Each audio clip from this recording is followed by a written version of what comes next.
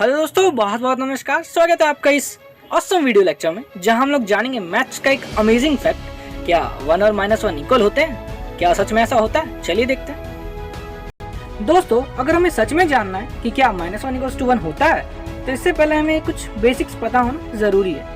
दोस्तों, हम सभी को पता है कि √1 1 होता है। हाँ सर, ये बिल्कुल सही बात है। लेकिन अगर हमसे कोई पूछ दे कि √1 क्या होता है, तो हम थोड़ा सोचने लग जाएंगे। ये तो इमेजिनरी होता है। तो क्या किया हमने, इसे बस एक नाम दे दिया आई यानी कि आयोटा एक इमेजिनरी नंबर है। ये कुछ खास बात नहीं है, बस हम अभी से ये याद रखेंगे कि √1 क्या होता है, आई होता है। तो अगर हम दोनों साइड स्क्वायर कर दें तो ये जो रूट है वो हट जाएगा, -1 बचेगा, और राइट हैंड साइड आई का I² हो जाएगा।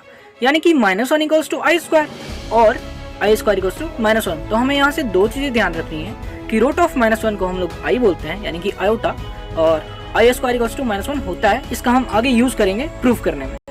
तो चलिए दोस्तों, हम प्रूफ करने के प्रोसेस को स्टार्ट करते हैं। हम स्टार्ट कर रहे हैं 1 से। क्या मैं 1 को 1 × 1 लिख सकता हूँ? हाँ बिल्कुल सही बात है, लिख सकते हैं। चलिए ठीक है।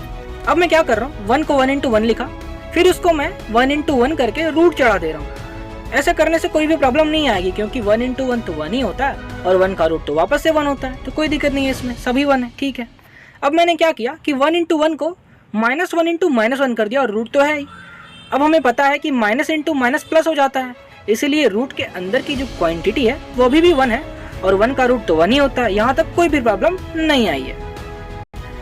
अब दोस्तों, ये जो रूट के अंदर -1 × -1 है ना, हम इसे ब्रेक करके √1 इंटू √1 दो रूट्स में कर दे रहे हैं। ठीक है।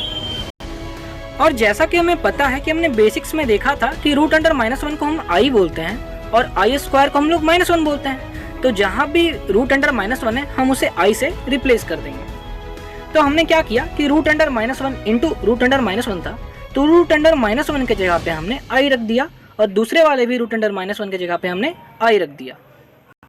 और दोस्तों, जिस तरह से x × x² होता है, उसी तरह I × I भी I² हो जाएगा। और हमें पता है कि I² तो -1 होता है, इसीलिए 1 = -1 प्रूव हो गया। दोस्तों, हमने स्टार्ट किया था 1 से और हम -1 तक पहुंच गए। इसका मतलब 1 और -1 बराबर हो गए। लेकिन क्या हमने ये प्रोसेस को बिल्कुल सही तरीके से किया है? दोस्तों, फिर से देखिए, हमने 1 को 1 × 1 लिखा, ठीक है। 1 × 1 को √1 के अंदर 1 × 1 लिखा, ठीक है।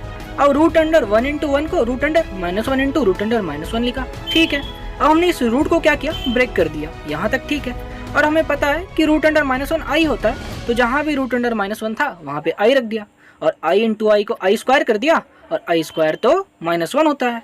तो हम 1 से स्टार्ट करके -1 तक पहुंच गए, और हमने 1 = -1 प्रूव कर दिया।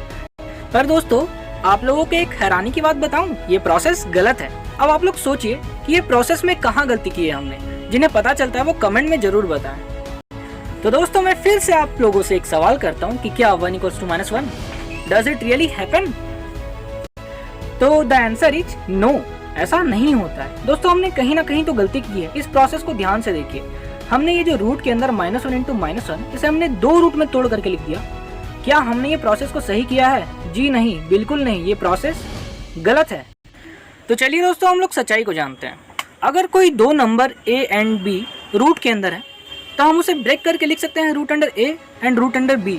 ऐसा हम तभी कर सकते हैं जब दोनों A और B दोनों पॉजिटिव नंबर्स हो। पर दोस्तों, यहाँ पर तो रूट के अंदर दोनों नंबर्स नेगेटिव है, इसीलिए हम यहाँ पर इसे ब्रेक करके नहीं लिख सकते। दो रूट में ब्रेक करके बिल्कुल भी नहीं लिख सकते। यही प्रोसेस रॉन्ग था, इसीलिए 1 = -1 नहीं हो सकता। तो दोस्तों, ये फैक्ट आपको जान करके कैसा लगा?